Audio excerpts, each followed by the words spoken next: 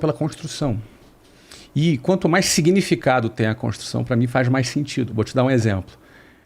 Quem fala inglês tem acesso a oportunidades de empregos que pagam até 62% mais. Você pegar, isso é uma pesquisa da consultoria Cato, que divulgou essa pesquisa. O produto nosso da WhatsApp ensina inglês. Eu tenho, por exemplo, não só a paixão da construção da marca, da construção das escolas, da construção da rede, da construção dos canais de vendas, mas eu tenho também a sensação de que esse produto está fazendo um bem para as pessoas. Claro. Então, essa coisa de que o meu produto pode ajudar a pessoa, pode fazer o bem, isso ajuda a fechar a conta. Não é? Agora, a paixão pela construção aconteceu no clube de futebol dos Estados Unidos. A ideia de pegar um país em que praticamente o futebol estava inexplorado e a gente construir um estádio, e a gente fazer uma história no futebol, era uma coisa que também me motivava. Na Flórida é isso, né? Foi Orlando, Foi né? Orlando. Do contrário, tu não consegue. Porque tem encheção de saco, tem traição, você tem puxada de tapete, você tem de tudo. Você teve... Me diz uma grande puxada de tapete que você levou. Não precisa me dizer quem é a pessoa. Não, eu não tive grandes puxadas. Não, porque o que acontece? Como eu tive 4 anos de experiência profissional, quando tu monta a tua própria empresa, tu tá menos suscetível a uma puxada de tapete. Menos, a não ser que seja por um sócio. Então tive alguns episódios desagradáveis com sócios minoritários em que a gente foi lá e resolveu. Mas isso acontece. Hoje, com a internet, você está suscetível a um cancelamento, às vezes injusto. Sim. Não é aquela coisa que acontece... eu sei o que você está falando. Pois é. Então, é o que é. Claro. É o que é. Então, essas puxadas de tapete acontecem na vida. Você, mesmo naquele momento, você se imaginava, no momento começo, construindo, você se imaginava um cara rico?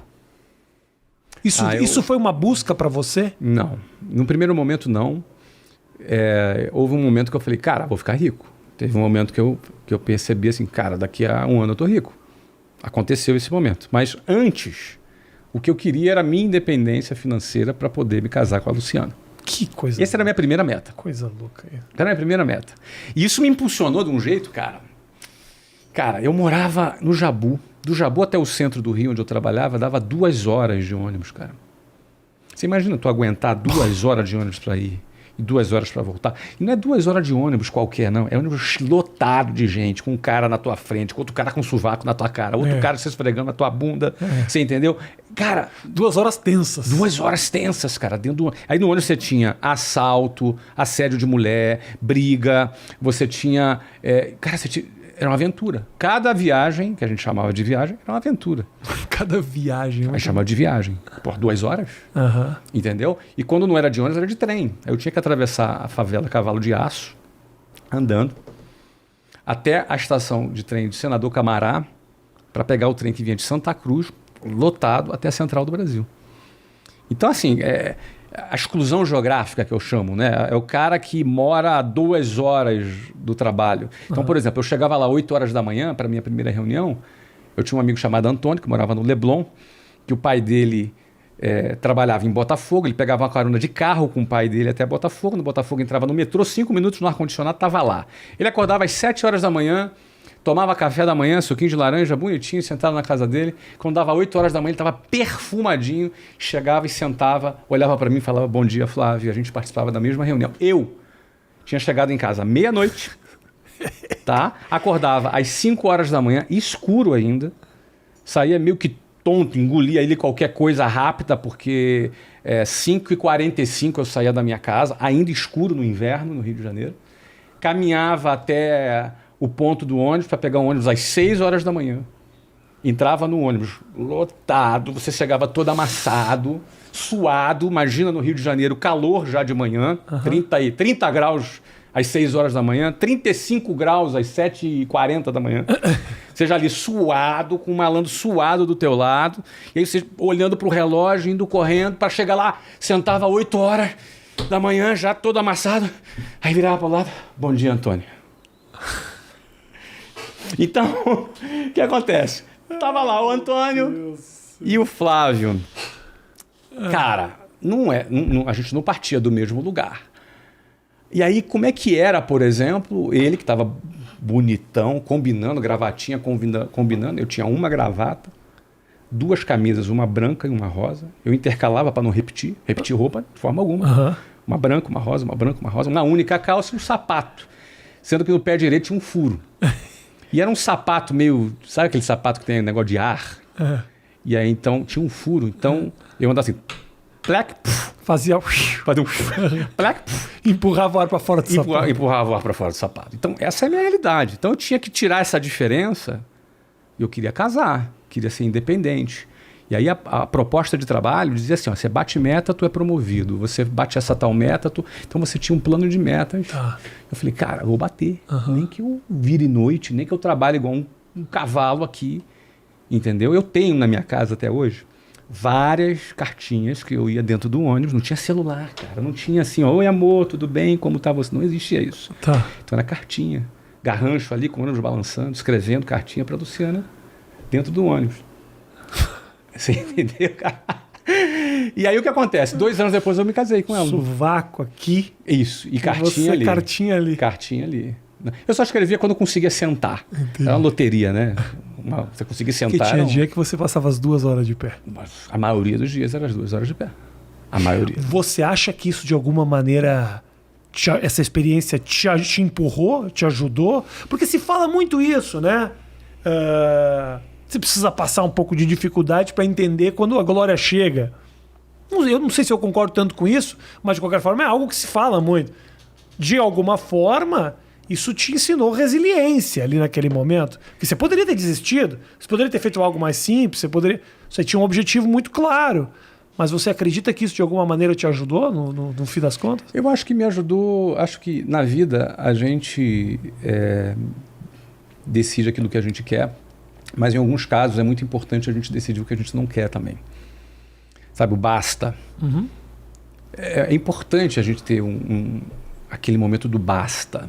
Tem mulheres que aceitam serem maltratadas e são maltratadas por muito tempo. Porque ela não deu o basta. Às vezes não teve a coragem, está numa situação difícil. E existem situações na nossa vida que a gente não tem opção. Por exemplo, eu não tinha opção. Eu tinha que entrar naquele ônibus e enfrentar. Isso minha mãe me ensinou. Cara, você tem que enfrentar. Enfrentar, às vezes, representava entrar no ônibus e andar pendurado no ônibus. Já andou pendurado no ônibus? Isso é grande, hein? Pendurado aonde você fala? Na porta do ônibus. Em Porto Alegre eu já tive, na época de escola, sim, mas era passageiro, não era em busca do futuro. Cara, pendurado no ônibus, não é em cima do ônibus, como surfista de ônibus, não era o meu caso, mas pendurado é o seguinte, cara, o teu ônibus chegou, se você não entrar naquele ônibus, você não chega no trabalho, e você tá com o nego socado, todo mundo socado dentro do ônibus e não tem espaço, e você acha um pedacinho de chão para botar o teu pé e você se segura ali no ônibus e você vai pendurado. Entendeu? Então isso é a realidade de muita gente de periferia que está fora das zonas mais acessíveis, que eu chamo de exclusão geográfica. É a realidade. É horrível, é humilhante. É absolutamente humilhante essa situação do transporte público no Brasil. Então, o transporte público eu cito com muita frequência porque marcou para mim algo que eu me lembro dentro do ônibus. Eu de dentro do ônibus. Às vezes à noite. Quando eu digo ou à noite, ou então de manhãzinha, quando estava escuro do lado de fora, e eu olhava o reflexo, tem um vidrozinho, o vidro do ônibus, né? O reflexo, eu conseguia me ver dentro do reflexo, no meio daquela situação, e eu pensava comigo mesmo, cara, eu quero sair daqui, é aqui que eu quero ficar. E aí tinha uma mulher, uma personagem interessante. Eu pegava no ponto final do 396, era uma das hipóteses, que era Jabur, Largo de São Francisco. Então, no meu próprio bairro, eu tinha um ponto final de um ônibus. E entrava nesse ônibus quem era do bairro. Então, eram pessoas meio que conhecidas. Tá. Eu lembro que eu comecei a pegar esse 396 e eu percebi que tinha uma mulher nesse ônibus. O nome dela era Ilka. Eu lembro da Ilka, até hoje, cara. E ela já estava pegando aquele ônibus há 27 anos. Então ela era meio que a xerife do ônibus. Como é que você soube dessa história? Porque todo mundo se conhecia, se falava, tinha amigo oculto, amigo secreto dentro do ônibus. Tá. Sabe, o ônibus tem amigo secreto, tem aniversário, parabéns, o cara chegava, ei, parabéns, porque todo mundo se conhecia. E eu olhava para aquela situação e falei, cara, eu não quero ser uma Ilka, com todo respeito a ela. Claro. Eu não quero daqui a 27, 28 anos estar aqui dentro. Então, o ônibus, o transporte público representou para mim aquilo que eu não queria. Aquilo que não queria. Então, isso me fortaleceu? Não. Acho que isso me incentivou a querer sair daquela situação. Então, a gente se motiva por ter prazer e não sofrer, né? Então, não queria me casar, era uma coisa que me motivava. Queria sair de dentro do ônibus, também era uma coisa que me motivava. Como é